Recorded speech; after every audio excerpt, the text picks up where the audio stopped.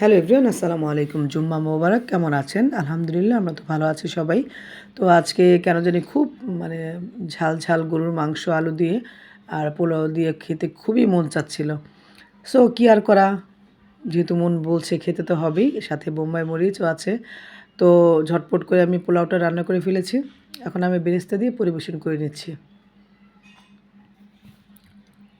এই তো পোলাও রান্না হয়ে গেছে। গরুর মাংসটাও রান্না হয়ে গেছে। এই তো গরুর মাংস আলু দিয়ে রান্না করেছি। আর এখানে তো আমাদের জন্য পোলাও, আর ছেলে আর মেয়ে বিরিয়ানি খাবে। তো ওদের জন্য বিরিয়ানি আর আমাদের জন্য পোলাও রান্না করেছি। তো এখন আমি সার্ভ করব। এই যে পোলাওটা বেড়ে নিয়েছি, এখন আমি এখানে বেরেস্তা দিব। মাঝে মাঝে মন চায় আসলে, মানে যেটা খেতে সেটা খেতে আসলে যেটা মন চায়। যাক, এখন আমি আমার নিজ হাতে তৈরি করা খাঁটি ঘাওয়া ঘি দিয়ে নিব পোলাওর সাথে। আর এখানে টমেটো দিয়ে পেঁয়াজ দিয়ে সালাদ করেছি লেবু দিয়ে, সেটা নিয়ে নিচ্ছি। এই তো পেঁয়াজ নিয়ে নিচ্ছি সাথে, আর একটা লাল টকটকে কাঁচামরিচ। এখানে বোম্বাই মরিচও আছে সবুজ কালারের। যাই হোক, এখন আমি মাংস নিয়ে নিব।